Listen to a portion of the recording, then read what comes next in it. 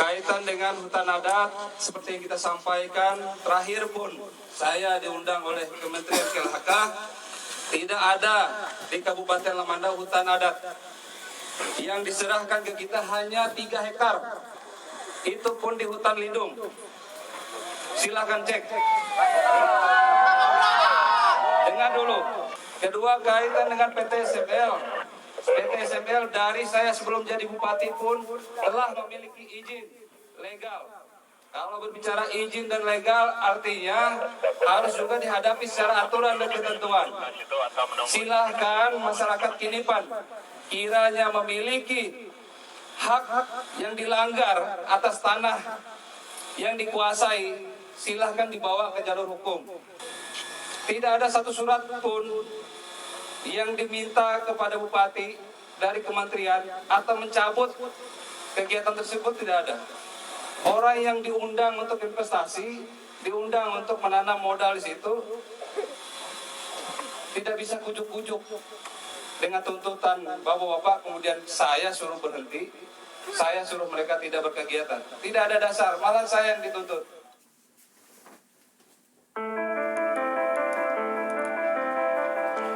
Saya bersama dengan Effendi Buhing. Pak Buhing, tadi kita dengarkan pernyataan Bupati Lamandau.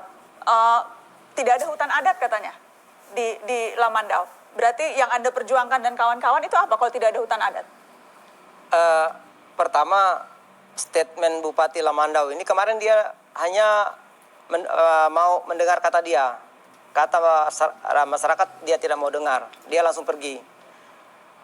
Pertama saya pertanyakan, apa benar ini orang Dayak, Bupati ini? Apa benar dia asli Dayak? Karena orang Dayak di sana, khususnya Kinipan, sebelum Indonesia ini merdeka, sudah ada namanya Kinipan. Sudah ada namanya masyarakat adat. Dengan adanya masyarakat adat, dia punya wilayah. Karena dengan desa tetangga dia berbatasan, dengan desa berbatasan, dia punya wilayah. Hanya legal formal yang mungkin yang dimaksud oleh Bupati. Tetapi Bupati sebagai orang Dayak juga, kalau memang betul dia orang Dayak, dia harus mengakui bahwa memang ada hutan adat di sana. Kita bukan ujuk-ujuk di sana. Kita bukan apa. Kita memang sejak Indonesia ada, sebelum Indonesia ada, bukan sejak Indonesia, sebelum Indonesia ada kita sudah ada di sana. Dari leluhur kita sudah ada di sana. Sampai saya pun lahir dan besar di sana. Artinya saya masyarakat ada di sana. Jadi aneh juga Bupati mengatakan bahwa tidak ada hutan adat. Legal formal maksudnya, jadi apakah memang selama ini jalur-jalur yang Pak Buhing tempuh dan kawan-kawan untuk memperjuangkan tanah adat ini lewat proses apa saja? Ya, sudah banyak proses yang kita lalui. Dari pemetaan, dari kita ke DPRD. Sudah berapa lama? Dari tahun berapa, Pak? Dari tahun 2016 kita pemetaan dan lain sebagainya. Kita sudah berjuang. Kita sampaikan dengan Bupati, kita sampaikan semalam ke KLHK. Kita meminta pengesahan hutan adat kita. Tapi sampai hari ini tidak ada jawaban. Jadi kita secara kepemerintahan ya sudah kita pengakuan dari pemerintah. Jadi sampai sudah ke KSP pun sudah ke kantor staf presidenan? Ya, pernah. Sudah. Tapi sampai sekarang juga tidak ada hasil? Belum ada. Kalau KSP sudah memberikan jawaban tertulis, tapi karena ini kan sifatnya pemerintah daerah yang menangani, pemerintah daerah yang tidak melaksanakan. Jadi persisnya yang terjadi adalah Pak Buhing dan teman-teman masyarakat adat, ada lahan yang dikuasai oleh PT SML yang merupakan hak adat dari Pak Kinipan. Iya betul. Iya betul. Secara singkatnya itu. Iya. Oke, kami juga berusaha untuk meminta tanggapan dari PT SML soal konflik yang terjadi. Spesifik soal klaim hutan adat tidak mau ditanggapi karena katanya itu adalah urusan pemerintah daerah. Tapi soal apa yang terjadi pada Pak Buhing ada tanggapannya. Kita dengarkan berikut ini. Perlu saya sampaikan bahwa kasus tersebut adalah murni telah terjadi suatu tindak pelanggaran hukum yang dimana pada tanggal 23 Juli 2020 karyawan kami yang bekerja di lapangan yaitu Saudara Herman dan Saudara Hendra telah dirampas satu unit sinsau oleh kelompok Effendi Buhing, dan oleh karena itu kami melaporkan kepada pihak yang berwajib untuk dilakukan proses hukum terhadap siapa-siapa saja yang telah melakukan perampasan ataupun pencurian dan kekerasan tersebut. Adapun persoalan hukumnya kami serahkan kepada pihak Polda Kalteng bagaimana tindak lanjutnya, dan saya berharap rekan-rekan, sahabat saya, dan publik media untuk memahami persoalan. Ada tanggapan Pak Buhing? Ya, ini Humas PT SML, dia ini saya berani katakan dia mengada-ada. Kalau katakan pencurian, dari kata mencuri kan seharusnya orangnya nggak ada. Ini orangnya ada. Kita juga berjaga-jaga di sana. Mereka tetap memaksa bekerja. Kita suruh berhenti, mereka tidak berhenti. Paksa barangnya kita amankan, dan barang ada di lokasi. Tidak dibawa pulang, tidak untuk dimiliki. Jadi menurut Pak Buhing, tudingan itu mengada-ngada? Mengada-ada. Itu memang murni saya kira kriminalisasi dari pihak perusahaan untuk menjerat kami ke kasus hukum, karena kami berjuang sudah begitu lama dan mereka merasa terganggu. Kalau teman-teman masyarakat adat Kinipan, apakah pernah melaporkan atau menempuh jalur hukum untuk melaporkan PT SML ke polisi misalnya? Kalau ke polisi belum, tapi kalau ke KSP, ke KLHK sudah kita laporkan. Oke, dan yang seperti tadi Pak Iya. Buhing sampaikan, belum ada tindak Belum ada. lanjut yang konkret. Betul. Oke, baik. Saya ingin minta tanggapan Aswin. Apa yang YLBHI lihat atas kasus yang menimpa Pak Buhing ini? Yang pertama, kejadiannya apakah bisa ini ada legitimasinya polisi melakukan penangkapan atau itu bagian dari kriminalisasi? Saya mau mengklirkan itu dulu. Pertama itu kriminalisasi, dan semakin lama semakin banyak pola seperti ini. Kan penangkapan itu harusnya kalau orangnya sudah dipanggil, diperiksa, tidak datang. Tapi kami menemui di banyak tempat, sudah banyak sekali orang ditangkap belum pernah diperiksa. Jadi dia ditangkap untuk apa sesungguhnya? Itu alat indikasi kriminalisasi, karena orang ditangkap, ditahan itu harus ada 2 alat bukti.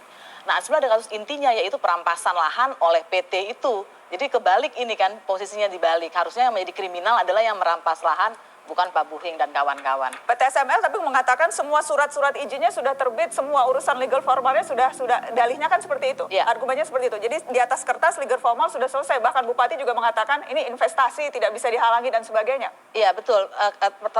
Pertanyaannya kan begini, memang masyarakat adat punya hak ulayat. Sebetulnya ada putusan MK nomor 35 yang memberikan hak buat masyarakat adat dengan hutan adat. Cuma masalahnya kan perlu kebijakan politik, dan kebijakan politiknya tidak jalan. Jadi sebetulnya mengangkangi hukum adalah pejabat politik itu yang tidak menetapkan kawasan mereka sebagai hutan adat. Gitu. Oke, Mbak Pungki, bagaimana melihatnya? Kalau dari dari Kompolnas, Saya melihat ini akar masalahnya adalah masalah konflik lahan ya, sengketa lahan. Nah, oleh karena itu mesti harus diluruskan.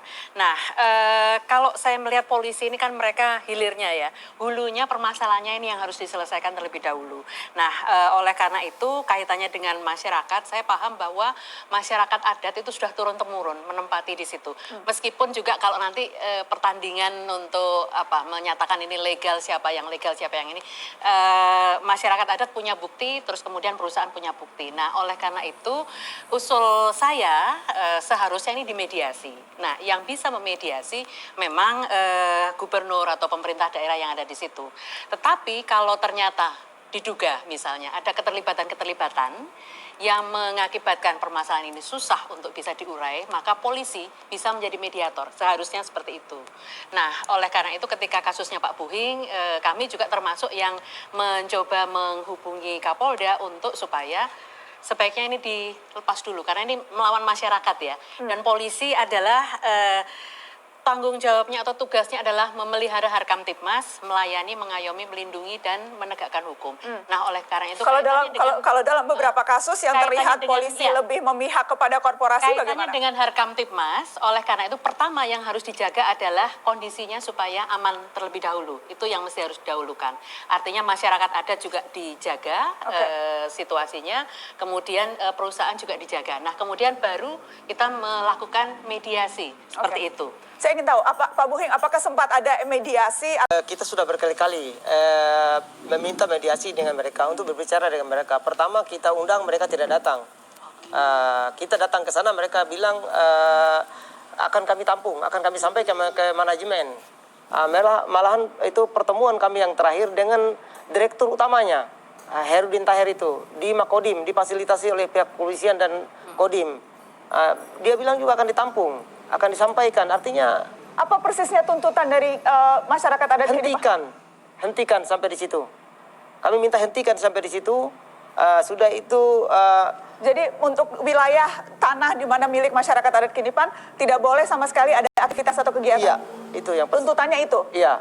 Dan yang tuntutan kedua, karena ulinnya, bengkiranya, tanahnya itu kan sudah tergarap oleh mereka yang sudah ribuan hektar itu. Ini ada tuntutan adat di situ. Ini yang mereka goreng kelihatannya. Seakan-akan orang Kinipan atau masyarakat adat Kinipan maunya uang. Bukan itu persoalannya. Karena memang sempat tersebut bahwa tuntutannya ganti rugi sampai 10 miliar. Betul, itu pun kurang sebenarnya. Tapi karena tuntutan adat, kita tidak menghitung angka. Kita menghitung adat atau pasal adat yang mereka langgar. Nah, ini itu pun bukan saya ya, ini tokoh-tokoh adat. Dan atas dua tuntutan itu tanggapannya? Mereka tidak mau. Kami punya izin, katanya kami punya izin. Nah, inilah yang kita persoalkan. Izinnya dari mana? Kita tidak pernah diberitahu. Dari izin lokasi sampai katanya HGU dan lain sebagainya, kita tidak pernah tahu. Kita tidak pernah dilibatkan. Datang perusahaan menggusur lokasi kami. Oke, surat-surat izin yang kemudian keluar, yang akhirnya menjadi dasar untuk perusahaan melakukan aktivitas, yang kemudian dijadikan alasan untuk menggusur penghasilan atau aktivitas yang dilakukan oleh warga. Bagaimana seharusnya ini disikapi, Aswin? Saya mau jawab dengan data KPK bahwa sebagian besar kasus korupsi yang melibatkan kepala daerah adalah terkait perizinan. Gitu. Jadi justru yang harus dilihat siapa sih pemilik perusahaan ini, dia punya hubungan siapa dengan orang-orang kuat di daerah tersebut gitu, dan apakah proses penerbitan izinnya sudah proper dalam arti tidak melibatkan suap atau juga sudah dengan masyarakat adat, karena hak wilayah masyarakat adat itu diakui oleh konstitusi. Masalahnya kan di Indonesia begitu, konstitusi itu karena saking tingginya itu nggak dilaksanakan lagi, dianggap kalah dengan peraturan yang lebih rendah seperti peraturan gubernur, izin gubernur dan lain-lain. Dan kemudian tumpuannya kemana? Sudah ke KSP, sudah ke istana, sudah kemana-mana. Jadi apa yang bisa kemudian konkret dilakukan sekarang ini kemudian menjadi viral karena videonya banyak ditonton sehingga menjadi perhatian publik. Tapi kalau tidak, mungkin saja perjuangan ini tidak akan pernah didengar oleh Jakarta sekalipun. Betul. Jadi perjuangan masyarakat adat yang terjadi di Kinipan ini kan sebetulnya sangat klasik, menimpa banyak tempat. Jadi yang dialami Pak Buhing dan catatan di LBHI ada 94 orang masyarakat adat itu yang kami tangani. Jadi aslinya lebih banyak dari itu yang juga dikriminalisasi seperti Pak Buhing. Dan akar persoalannya persis seperti itu, bahwa tanah ulayat mereka, tanah adat mereka dirampas oleh perusahaan. Mereka tidak tahu kapan tiba-tiba beralih haknya. Sebagian besar melibatkan suap. Ini harus, menurut saya ya Presiden, DPR semua harus turun tangan. Apalagi yang akan dilakukan ke depan, Pak Buhing? Yang pertama, saya berharap supaya tidak ada lagi Effendi yang lain di seluruh Indonesia ini yang mempertahankan wilayah adatnya, mempertahankan ruang hidupnya. Jadi itu yang pertama saya harapkan. Jadi Kinipan ini sebagai air lah gitu. Yang kedua, saya kira pemerintah pusat segeralah mengesahkan undang-undang tentang masyarakat adat itu. Saya kira itu mulanya yang sehingganya agak sulit. Dan yang terakhir, saya berharap ada pengakuan dari pemerintah khususnya untuk wilayah adat Kinipan segera mungkin lah. Dan untuk kasus Kinipan saya mohon dengan Polda Kalteng SP3 lah. Ini mengada-ngada lah. Saya berani katakan ini mengada-ngada. Jadi supaya tidak terambah runyam masalah ini, saya kira di SP3 aja lah kasus ini. Termasuk teman-teman saya itu. Baik. Itu aja yang mungkin saya harapkan. Ada yang ingin disampaikan penutup? Ya, saya ingin saya sampaikan yang pertama, saya tadi lupa salam adat Dayak. Boleh saya dengar salam adat Dayak? Oh boleh, ya. Adil Katelino, berceramin ke surga, bersengat ke jubata. Harus. Ya, terima kasih. Boleh saya tahu artinya? Adil Katelino artinya kita harus adil pada semua orang. Bersengat ke jubata artinya kita tunduk kepada Tuhan. Bercermin ke surga, surga adalah tempat kita, artinya kita cerminan lah hidup kita di surga. Jadi adil pada semua, tunduk pada Tuhan. Ya. Dan surga menjadi cerminan semua. Ya, itu ya kira-kira. Indah sekali. Ya. Terima kasih banyak Pak Buhing sudah hadir ke Mata Najwa jauh-jauh dari Kinipan. Iya, terima kasih. Ada satu yang ingin saya sampaikan, bisa minta waktu sedikit? Boleh. Ya, saya sampaikan ucapan terima kasih khususnya kepada semua kawan-kawan yang membantu Kinipan dan juga tidak lelah kita perjuangkan masyarakat adat di seluruh Indonesia Khususnya untuk ini Pak, saya ucapkan terima kasih. Ya. Dan juga yang paling saya hormati Panglima Jila. Terima kasih. Ya. Terima kasih. Salam untuk teman-teman di sana. Ya, terima kasih. Mata Najwa masih akan kembali. Teman-teman masih ingat apa yang terjadi pada nelayan Manre di Makassar yang dituduh melecehkan martabat karena merobek uang, merobek amplop yang di dalamnya uang yang diduga berisi suap. Kita akan bahas kasus itu setelah pariwara. Tetap di Mata Najwa.